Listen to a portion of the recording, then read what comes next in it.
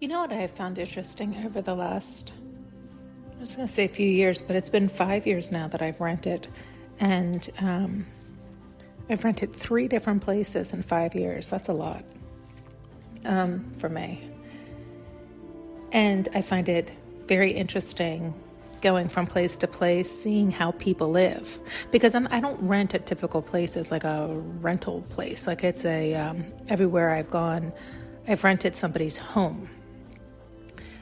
Or, like owners used to live here kind of thing, right? Like it wasn't, they're not like made for rent units. It's not like that. And so I just find it interesting, everybody's choices. And I also am seeing how I have been so certain in certain things. The very first home I ever owned, we bought brand new construction and built it and designed, like not everything, but, we chose things and whatnot. And then after we bought our beach house, it got demolished in Sandy. So we rebuilt it from the ground up. And so then you really choose. And I don't know, even rental units that I had previously bought, we, made choices. So I'm just saying, when you live in other people's choices, it's interesting, but it's also good in that you get to determine either something new, right? Like, I would have never have chosen that, but I actually enjoy it. Interesting to see it, and feel it and experience it and live with it. And then there's plenty of things where you're like, yeah, absolutely not. I don't even understand the logic on this choice. This doesn't even, Oh, and here's the other thing that I find interesting. I'm 5'10", and I find it challenging, some of the things that are lower. But I've been in some homes where, like, the sink is really low and I have to bend over and it hurts your back. And I always thought, God, could you imagine somebody who's 6'2", 6'4", 6'6"? Like, they can't live here. Like, how, like, they have to have special homes built for them. You know what I mean? But even like standard, counter height or this type of thing can be annoying to some of us, right? Like, we prefer it up higher so we can stand up straight.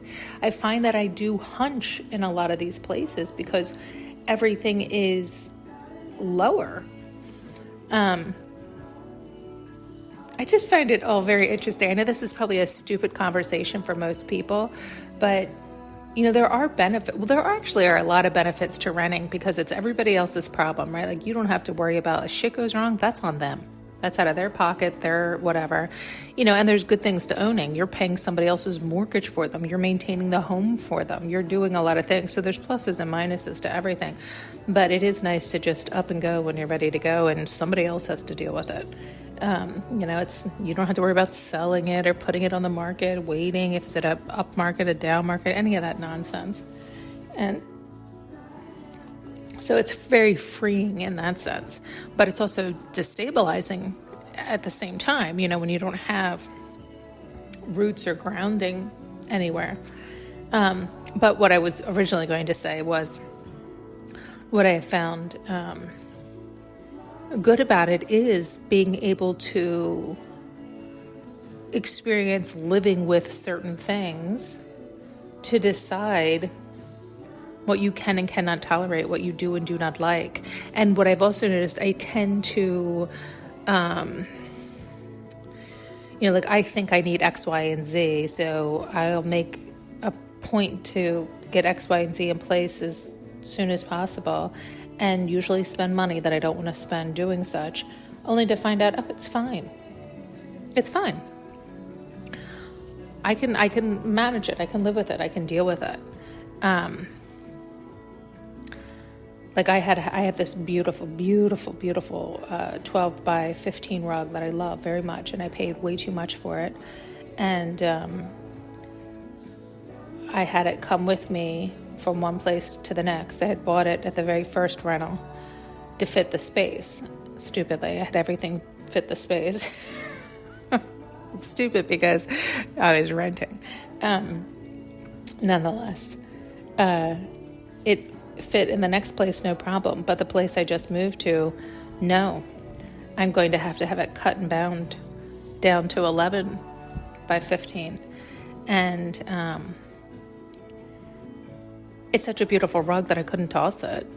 And it was way too expensive to just toss. And it's still in like incredible condition. It looks like it's brand new. So, no.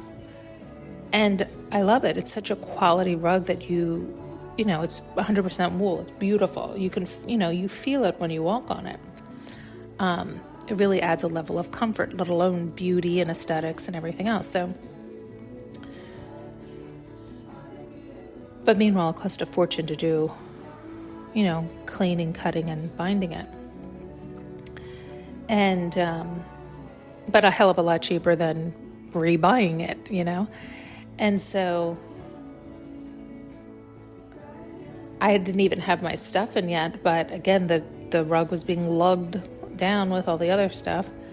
And so I set all that up so that it would be picked up before it was rolled out, so that they didn't have to re-roll it, Bottom line is, I'm sitting here now without the rug, with all the furniture down. It'll be a few weeks before the rug is returned. And I'm thinking, I actually could deal with living without the rug. So that was a big fucking waste of money. And butchering the poor rug. But then again, we've talked about this before, but what's my alternative? What's my alternative? There's nowhere to put it. There's nowhere to even store it. Right? Like, I'm not going to rent a pod just to store one rug. Although I did give away my entire bedroom set. I gave away so much, almost $30,000 worth of brand new stuff, because it just wouldn't fit in the next place. So that does make me nauseous, just sick. But what are you going to do? I guess I could rent a place, but that just seems also ridiculous, since I have still no target to aim for per se. It's like, let's just lugging shit around. Gotta let it go. These are the dumb things that, it's not that it's dumb, it's financially smart. I'm not just tossing everything and buying new and all this stuff, but dumb meaning there's so much more important things that I could be focused on, but this stuff, this nonsense will preoccupy my time, because it does require thinking it through, the logistics, getting the right people, getting it all coordinated. It's just nonsense in that sense. That's what I mean. Like, I wish I didn't have to be bothered, right? It's like, I wish I had the assistant, or I had somebody, or I had empty pockets, so it was like, whatever, just, but it's not like that. Anyway, this was all supposed to be representing other things. Hopefully you picked up on that. Thanks so much for tuning in and listening. You can now purchase an audio journey with me using the link below.